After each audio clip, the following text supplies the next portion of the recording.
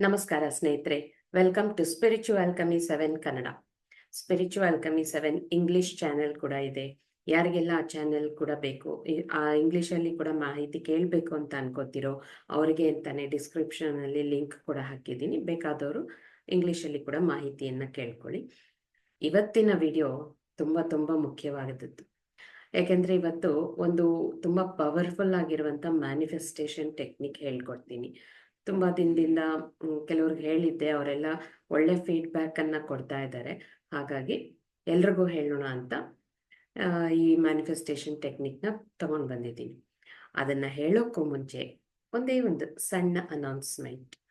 ಏನು ಅಂದ್ರೆ, December 9th ಇಂದ ವರ್ಕ್ಶಾಪ್ಸ್, 2 ವರ್ಕ್ಶಾಪ್ ಸ್ಟಾರ್ಟ್ ಆಗ್ತಾ ಇದೆ. ಒಂದು 21 ದಿನ ಮನಿ ಮ್ಯಾನಿಫೆಸ್ಟೇಷನ್ ವರ್ಕ್ಶಾಪ್. ಈಗಾಗಲೇ ಇವತ್ತು ಲಾಸ್ಟ್ ಇದೆ. ಪ್ರೀವಿಯಸ್ ಮನಿ ಮ್ಯಾನಿಫೆಸ್ಟೇಷನ್ ವರ್ಕ್ಶಾಪ್ ಇವತ್ತು ಲಾಸ್ಟ್ ಆಗುತ್ತೆ. ಸೊ ಅವ್ರಿಗೆಲ್ಲ ಅದ್ಭುತವಾದ ರಿಸಲ್ಟ್ಸ್ ಬರ್ತಾ ಇರೋದ್ರಿಂದ ಮತ್ತೊಮ್ಮೆ ತುಂಬಾ ಜನ ಕೇಳ್ತಾ ಇದ್ದಾರೆ. ಹಾಗಾಗಿ ಡಿಸೆಂಬರ್ 9th ಇಂದ ಮತ್ತೆ ಬೆಳಿಗ್ಗೆ ಮಧ್ಯಾಹ್ನ 12 ಗಂಟೆಯಿಂದ 1 ಗಂಟೆಗೆ ಮನಿ ಮ್ಯಾನಿಫೆಸ್ಟೇಷನ್ ವರ್ಕ್ಶಾಪ್ ಶುರು ಮಾಡ್ತಾ ಇದ್ದೀನಿ. ಮತ್ತೆ ಸಂಜೆ 7 ಗಂಟೆಯಿಂದ 8 ಗಂಟೆಗೆ 21 ದಿನದ ಹೊಪೊನೊಪೊನೊ ಮ್ಯಾನಿಫೆಸ್ಟೇಷನ್ ವರ್ಕ್ಶಾಪ್ ಇರುತ್ತೆ. ಸೊ ಈ 2 ವರ್ಕ್ಶಾಪ್ಸ್ ಅಲ್ಲಿ ತುಂಬಾ ಅದ್ಭುತವಾದ ಆಕ್ಟಿವಿಟೀಸ್ ನಡೆಯುತ್ತೆ. ನಿಮ್ಮ ಫ್ರೀಕ್ವೆನ್ಸಿ ಹೈ ಆಗುತ್ತೆ, ನಿಮ್ಗೆ ಸೆಲ್ಫ್ ಕಾನ್ಫಿಡೆನ್ಸ್ ಬರುತ್ತೆ, ನಿಮ್ಗೆ ಏನ್ ಬೇಕಾದ್ರೂ ನಾನು ಅಚೀವ್ ಮಾಡ್ಕೋಬಹುದು ಅನ್ನೋ ಧೈರ್ಯ ಛಲ ನಿಮ್ಮಲ್ಲಿ ಬರುತ್ತೆ. ಅಂಡ್ ಆ 21 ಡೇಸ್ ಅಲ್ಲೇ ಕೂಡ ನಿಮ್ಗೆ ಏನೇನ್ ಬೇಕೋ ಅದೆಲ್ಲ ಕೂಡ ಬರೋಕೆ ಕೂಡ ಶುರು ಆಗುತ್ತೆ. ಸೊ ನಿಮ್ಗೆ ತುಂಬಾ ಇಷ್ಟ ಆಗುತ್ತೆ ಸ್ನೇಹಿತರೆ ಇದೆಲ್ಲ. ಸೊ ಯಾರ್ಯಾರಿಗೆ ಇಷ್ಟ ಇದೆಯೋ ಬನ್ನಿ. ಇದು ರಿಜಿಸ್ಟ್ರೇಷನ್ ಫಾರ್ಮ್ ಕೂಡ ಲಿಂಕ್ ಅಲ್ಲಿ ಹಾಕಿದ್ದೀನಿ, ಡಿಸ್ಕ್ರಿಪ್ಷನ್ ಅಲ್ಲಿ ಹಾಕಿದ್ದೀನಿ ಲಿಂಕ್. ಇಷ್ಟ ಇರೋರು ಆ ಲಿಂಕ್ ಅಲ್ಲಿ ಬಂದು ನಿಮ್ಮ ಹೆಸರನ್ನ ಅಲ್ಲಿ ರಿಜಿಸ್ಟರ್ ಮಾಡಿ. ಓಕೆ, ಈಗ ಇವತ್ತಿನ video manifestation technique, Ho'oponopono manifestation technique ಆಗಿದೆ ಇದು. ಈ ಹೊಪೊನೊಪೊನೊ ಮ್ಯಾನಿಫೆಸ್ಟೇಷನ್ ಟೆಕ್ನಿಕ್ ಯಾಕೆ ಯಾವ ಪ್ರಾಬ್ಲಮ್ಗೆ ಮಾಡಬಹುದು ಅಂದ್ರೆ, ಈಗ ನಿಮ್ಮ ಜೀವನದಲ್ಲಿ ನಿಮ್ಗೆ ಏನೆಲ್ಲ ತೊಂದರೆಗಳಿದೆ, ಆರೋಗ್ಯದ ತೊಂದರೆ ಇದೆಯಾ, ರಿಲೇಶನ್ಶಿಪ್ ತೊಂದರೆ ಇದೆಯಾ, ಅಥವಾ ಕೆಲಸದ ವಿಷಯದಲ್ಲಿ ತೊಂದರೆ ಇದೆಯಾ, ಅಥವಾ ಹಣದ ವಿಷಯದಲ್ಲಿ ತೊಂದರೆ ಇದೆಯಾ, ಇದು 4 ಅಲ್ಲದೆ ನಿಮ್ಮ ಪ್ರಾಬ್ಲಮ್ ಅಲ್ಲದೆ ನಿಮ್ಮ ಗಂಡನಿಗೆ ಅಥವಾ ನಿಮ್ಮ ಹೆಂಡತಿಗೆ ಏನಾದ್ರೂ ಪ್ರಾಬ್ಲಮ್ ಇದೆಯಾ, ಅಥವಾ ನಿಮ್ಮ ತಂದೆ ತಾಯಿಯರಿಗೆ ಏನಾದ್ರೂ ಪ್ರಾಬ್ಲಮ್ ಇದೆಯಾ, ಅಥವಾ ನಿಮ್ಮ ಮಕ್ಕಳಿಗೆ ಪ್ರಾಬ್ಲಮ್ ಇದೆಯಾ, ಮಕ್ಕಳು ಓದ್ತಾ ಇಲ್ವಾ, ಹೇಳಿದ ಮಾತು ಕೇಳ್ತಾ ಇಲ್ವಾ, ಮಕ್ಕಳು ಕೆಟ್ಟ ಚಟ ಕಲಿತಿದಾರಾ, ಗಂಡ ಅಥವಾ ಹೆಂಡತಿ ಕೆಟ್ಟ ಚಟಗಳನ್ನ ಕಲ್ತಿದಾರಾ, ಯಾವುದೇ ಪ್ರಾಬ್ಲಮ್ಗಾದ್ರೂ ಇದನ್ನ ಯೂಸ್ ಮಾಡ್ಬೋದು. ಇದಕ್ಕೆ ಏನೇನ್ ಬೇಕು ಅಂದ್ರೆ ತೋರಿಸ್ತೀನಿ ನಿಮ್ಗೆ. ನೋಡಿ, ಈ ಗಾಜಿನ ಕಂಟೈನರ್, ಗಾಜಿನ ಲೋಟ ಅಥವಾ ಗಾಜಿನ ಕಪ್ ಅಥವಾ ಗಾಜಿನ ಬೌಲ್ ತಗೊಳ್ಳಿ. ನನ್ನ ಹತ್ರ ಗಾಜಿಂದು ಈ ಬಾಕ್ಸ್ ಇರೋದ್ರಿಂದ ಇದನ್ನ ತಗೊಂಡಿದ್ದೀನಿ. ಇದರಲ್ಲಿ ಕಲ್ಲುಪ್ಪು, 3/4 ಭಾಗ ಕಲ್ಲುಪ್ಪು ಹಾಕಿ. ಕಲ್ಲುಪ್ಪು ಹಾಕ್ಬಿಟ್ಟು, ಕಲ್ಲುಪ್ಪು ಯಾಕೆ ಬಳಸ್ತೀವಿ ನಾವು ಮ್ಯಾನಿಫೆಸ್ಟೇಷನ್ ಟೆಕ್ನಿಕ್ಸ್ ಅಲ್ಲಿ ಅಂದ್ರೆ, ಉಪ್ಪು ಫಸ್ಟ್ ಆಫ್ ಆಲ್ ಉಪ್ಪು ಎಲ್ಲಿಂದ ಬರುತ್ತೆ? ಭೂಮಿ ತಾಯಿಯಿಂದ ಬರುತ್ತೆ.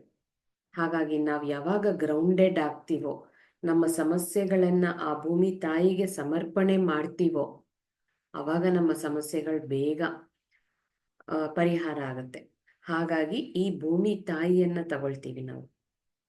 ಉಪ್ಪು ಬರೋದು ಭೂಮಿಯಿಂದ. ಸೊ ಸಾಲ್ಟ್ ಬದಲು ಕಲ್ಲುಪ್ಪೆ ತಗೊಳ್ಳಿ, ತುಂಬಾ ಎಫೆಕ್ಟಿವ್ ಆಗಿ ವರ್ಕ್ ಆಗುತ್ತೆ. ಈ ಸಾಲ್ಟ್ ಆದ್ಮೇಲೆ ನೀರು ಇದರಲ್ಲಿ ಎಷ್ಟು ಹಾಕ್ಬೇಕು ಅಂತ ನೋಡ್ಕೊಳ್ಳಿ. ಆ ಸಾಲ್ಟ್ ಮುಳುಗಿ ಸ್ವಲ್ಪ ಇಷ್ಟು ಮೇಲೆವರೆಗೂ ಬರೋಷ್ಟು ನೀರು, ಇಲ್ಲಿವರೆಗೂ ಕಲ್ಲುಪ್ಪಿದೆ, ಇಲ್ಲಿವರೆಗೂ ನೀರು. ಈಗ ಇದನ್ನ ನಿಮ್ಮ ಎದೆ ಹತ್ರ ಇಟ್ಕೊಂಡು ನಿಮ್ಮ ಹಾರ್ಟ್ಗೆ, I am sorry, please forgive me, thank you, I love you ಭೂಮಿ ತಾಯಿ, ನನ್ನ ಎಲ್ಲಾ ಸಮಸ್ಯೆಗಳನ್ನ ನಿನ್ನ ಮಡಿಲಿಗೆ ಹಾಕ್ತಾ ಇದ್ದೀನಿ, ನೀನು ನನ್ನನ್ನ ಕಾಪಾಡ್ತೀಯ ಅನ್ನೋ ನಂಬಿಕೆ ನನಗಿದೆ ತಾಯಿ. ಹಾಗಾಗಿ ನನ್ನ ಸಮಸ್ಯೆಗಳನ್ನ ನಾನು ನಿನಗೆ ಕೊಡ್ತಾ ಇದ್ದೀನಿ. ನೀನ್ ನನ್ನ ತಾಯಿ ಆಗಿರೋದ್ರಿಂದ ನನ್ನನ್ನ ಖಂಡಿತ ಕಾಪಾಡ್ತೀಯ. I am sorry, please forgive me, thank you, I love you.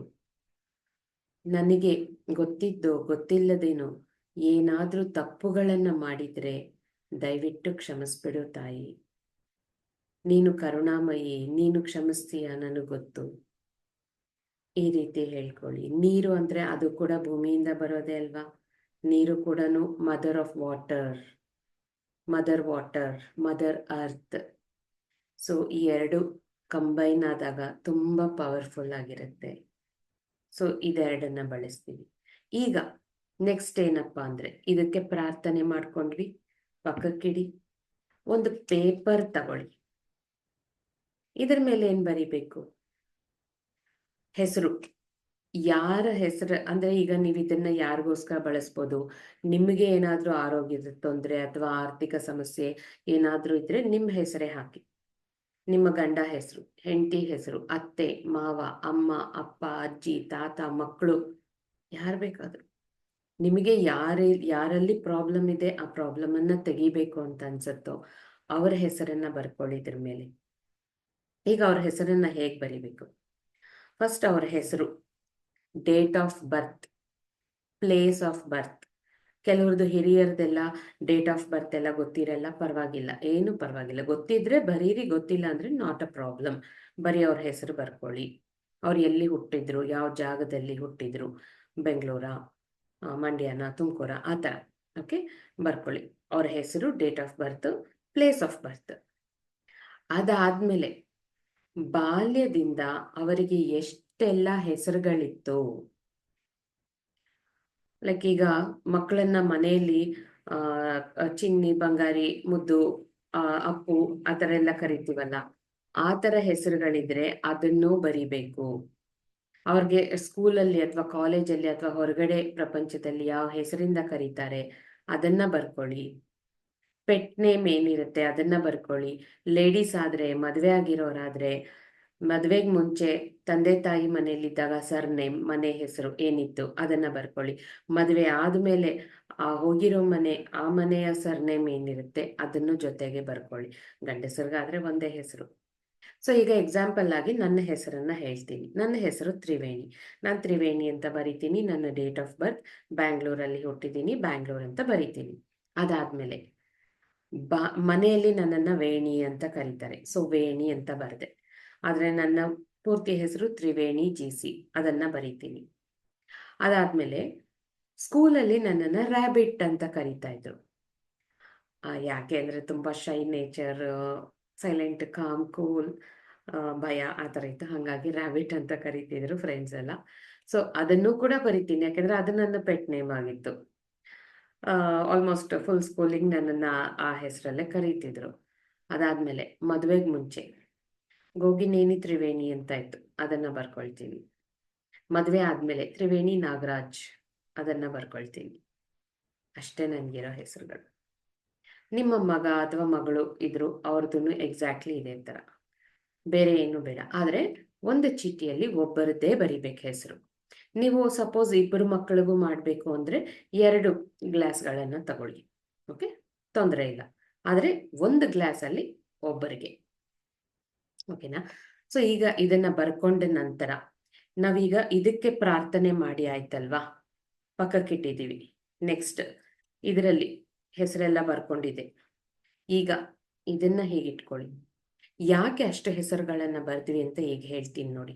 ಈಗ ಹೆಸರುಗಳನ್ನೆಲ್ಲ ಬರ್ದಿರೋ ಈ ಪೇಪರ್ನ ತಗೊಂಡು ಮೈ ಡಿಯರ್ ಯೂನಿವರ್ಸ್, ನಾನು ಚಿಕ್ಕ ವಯಸ್ಸಿಂದ ಏನಾದ್ರೂ ನನಗೆ ಗೊತ್ತಿದ್ದೋ ಗೊತ್ತಿಲ್ದೇನೋ ತಪ್ಪುಗಳನ್ನ ಮಾಡಿದ್ರೆ ದಯವಿಟ್ಟು ನನ್ನನ್ನು ಕ್ಷಮಿಸು. ನಾನು ಶಾಲೆಗೆ ಹೋಗುವಾಗ ಅಲ್ಲಿ ಯಾರ್ದಾದ್ರೂ ನೆಗೆಟಿವ್ ಎನರ್ಜಿನ ತಗೊಂಡಿದ್ರೆ, ಅಥವಾ ನನ್ನಿಂದ ಯಾರಿಗಾದ್ರೂ ಹರ್ಟ್ ಆಗಿದ್ರೆ, ಯಾರಿಗಾದ್ರೂ ನೋವಾಗಿದ್ರೆ, ಆ ಕರ್ಮನೆಲ್ಲ ಇಲ್ಲಿಗೆ ಕ್ಲೀನ್ ಮಾಡು. ನಾನು ಬೆಳೀತಾ ನೆಕ್ಸ್ಟ್ ಕಾಲೇಜಿಗೆ ಹೋದಾಗ ಈ ಹೆಸರಲ್ಲಿದ್ದೆ, ಆ ಹೆಸರಲ್ಲಿದ್ದಾಗ ಆ ಹೆಸರನ್ನ ಯಾರ್ಯಾರು ಹೇಗೆ ಕರೀತಿದ್ರು, ಆ ಹೆಸರಿಗೆ ಯಾರ್ಯಾರು ಯಾವ ರೀತಿಯಾದ ಎಮೋಷನ್ಸ್ ಕೊಟ್ಟಿದ್ದಾರೆ, ಅದನ್ನೆಲ್ಲ, ಅದು ನೆಗೆಟಿವ್ ಎಮೋಷನ್ಸ್ ಆಗಿದ್ದಲ್ಲಿ ದಯವಿಟ್ಟು ಅದನ್ನೆಲ್ಲ ಈಗ ನನಗೆ ಕ್ಲೆನ್ಸ್ ಮಾಡಿಕೊಡು ಭೂಮಿ ತಾಯಿ. ನಿನ್ನನ್ನ ನಂಬಿದ್ದೀನಿ. ಈ ಕರ್ಮಗಳಿಂದ ನನ್ನನ್ನ ವಿಮುಕ್ತಳನ್ನಾಗಿ ಮಾಡು. ನಿಮ್ಮ ಮಕ್ಕಳಾದ್ರೆ ನನ್ನ ಮಗಳನ್ನ ವಿಮುಕ್ತಳನ್ನಾಗಿ ಮಾಡು, ನನ್ನ ಗಂಡನನ್ನ ವಿಮುಕ್ತಳನ್ನಾಗಿ ಮಾಡು, ನನ್ನ ಹೆಂಡತಿಯನ್ನ ವಿಮುಕ್ತಳನ್ನಾಗಿ ಮಾಡು. ಈ ರೀತಿ ನಾನು ಮದುವೆಗೆ ಮುಂಚೆ ನನ್ನ ಲೈಫ್ ಹೇಗಿತ್ತು, ಅಲ್ಲಿ ಎಷ್ಟೆಷ್ಟು ಕಷ್ಟಗಳಿತ್ತು ಅಂತ, ನಿಮ್ಗೆ ಏನೇನು ಪ್ರಾಬ್ಲಮ್ಸ್ ಇತ್ತು ಅದನ್ನೆಲ್ಲ ಹೇಳ್ಕೊಳ್ಳಿ. ಅಲ್ಲಿಂದ ಆ ಹೆಸರಲ್ಲಿ ಏನಾದರೂ ನಾನು ಅಲ್ಲಿಂದ ನೆಗೆಟಿವ್ ಎನರ್ಜಿನ ಕ್ಯಾರಿ ಮಾಡ್ಕೊಂಡು ಬರ್ತಾ ಇದ್ರೆ ದಯವಿಟ್ಟು ಅದನ್ನ ತೆಗೆದಾಕು. ಮದುವೆ ಆದಮೇಲೆ ನನ್ನ ಹೆಸರು ಈ ರೀತಿ ಚೇಂಜ್ ಆಗಿದೆ. ಮದುವೆ ಆದಮೇಲೆ ಈ ಹೆಸರಲ್ಲಿ ನಾನಿದ್ದಾಗ ನನಗೆ ಯಾವ ಯಾವ ನೆಗೆಟಿವ್ ಎನರ್ಜೀಸ್ ಬಂದಿದೆ, ನನ್ನ ಹೆಸರಿಗೆ ಯಾರ್ಯಾರು ನೆಗೆಟಿವ್ ಎಮೋಷನ್ಸನ್ನು ಕೊಟ್ಟಿದ್ದಾರೆ, ನನ್ನಿಂದ ಯಾರ್ಯಾರಿಗೆ ನೋವಾಗಿದೆ, ಬೇರೆಯವರಿಂದ ನನಗೆಷ್ಟು ನೋವಾಗಿದೆ, ಎಲ್ಲವನ್ನು ಇಲ್ಲಿಗೆ ಕ್ಲಿಯರ್ ಮಾಡು ತಾಯಿ. ಈ ಕರ್ಮಗಳಿಂದ ನನ್ನನ್ನು ವಿಮುಕ್ತಳನ್ನಾಗಿ ಮಾಡು. I am sorry, please forgive me, thank you, I love you. ನನ್ನ ಆರೋಗ್ಯದಲ್ಲಿ ಈ ಪ್ರಾಬ್ಲಮ್ಸ್ ಯಾಕೆ ಬರ್ತಿದ್ಯೋ ನನಗೆ ಗೊತ್ತಿಲ್ಲ, ಆದರೆ ನೀನಿದೆಯಾ ಅಂತ ನನಗೊಂದು ಧೈರ್ಯ ಇದೆ. ಹಾಗಾಗಿ ನನ್ನ ಈ ತೊಂದರೆನ ನಿನಗೆ ಸಮರ್ಪಣೆ ಮಾಡ್ತಾ ಇದ್ದೀನಿ ತಾಯಿ. ನೀನು ನನ್ನನ್ನು ಏನು ಮಾಡ್ತೀಯೋ ಮಾಡು, ಆದರೆ ಈ ಪ್ರಾಬ್ಲಮಿಂದ ಹೊರಗೆ ಹಾಕು. ಈ ರೀತಿ ಪ್ರಾರ್ಥನೆಯನ್ನು ಮಾಡ್ಕೊಳ್ಳಿ. ಪ್ರಾರ್ಥನೆ ಮಾಡಿಕೊಂಡು ಇದನ್ನ ಫೋಲ್ಡ್ ಮಾಡಿ ನಿಮ್ಮ ಕಡೆಗೆ ಫೋಲ್ಡ್ ಮಾಡ್ಕೊಳ್ಳಿ ಹೀಗೆ. ಆಮೇಲೆ ಈ ಸಾಲ್ಟ್ ಅಲ್ಲಿ ಹೀಗೆ, ಈ ಸಾಲ್ಟ್ ಒಳಗೆ ಹೀಗೆ ಅದು ಫುಲ್ಲು ಮುಳುಗೋ ಹಾಗೆ ಇಟ್ಬಿಡಿ. ಫುಲ್ಲು ಒಳಗೆ ಹೋಗ್ಬೇಕು ಸಾಲ್ಟ್ ಒಳಗೆ. ಓಕೆ, ಆ ರೀತಿ ಇಟ್ಬಿಡಿ. ಇದನ್ನ ಮತ್ತೆ ಇಟ್ಟ ಮೇಲೆ ಮತ್ತೆ ಹೊಪ್ಪನೊಪ್ಪನೋ ಹೇಳ್ಕೊಳ್ಳಿ. ನಿಮ್ಮ ಎದೆಗೆ ಇಟ್ಕೊಂಡು ಅದನ್ನೆಲ್ಲಾದ್ರೂ ಒಂದು ಪಕ್ಕದಲ್ಲಿ ಒಂದು ಕಡೆಗೆ ಇಟ್ಬಿಡಿ. 1 ವಾರ ಇಡಿ. ಆ 1 ವಾರದಲ್ಲಿ ನೀವೇನು ದಿನ ಅದನ್ನ ತಗೋಬೇಕು ಮುಟ್ಟಬೇಕು ಅಂತೆಲ್ಲ ಏನಿಲ್ಲ, ಜಸ್ಟ್ ಒಂದು ಪಕ್ಕಕ್ಕೆ ಇಟ್ಬಿಡಿ ಸಾಕು. ಅದರ ಕೆಲಸ ಅದು ಮಾಡುತ್ತೆ. ನೀವು ಹೊಪ್ಪನೊಪ್ಪನೋ ಹೇಳ್ಕೊಳ್ಳಿ ಎಲ್ಲದಕ್ಕೂ, ನೀವು ಆರಾಮಾಗಿರಿ. ಆಮೇಲೆ 1 ವಾರದ ನಂತರ ನಿಮ್ಮಲ್ಲಿ ಯಾವ ಥರ ಚೇಂಜ್ ಬಂದಿರುತ್ತೆ ನೋಡಿ. ನಿಮಗೆ ನೀವೇನು ಪ್ರಾಬ್ಲಮ್ ಅಂದ್ಕೊಂಡು ಅದನ್ನು ಇಟ್ಟಿದ್ರೋ ಅದು ಸಾಲ್ವ್ ಆಗೇ ಬಿಟ್ಟಿರುತ್ತೆ, ಅಥವಾ ಅರ್ಧನಾದರೂ ಸಾಲ್ವ್ ಆಗಿರುತ್ತೆ. ಫುಲ್ಲಾಗಿ ಸಾಲ್ವ್ ಆಗಿದ್ರೆ ಅಲ್ಲಿಗೆ ಸಾಕು.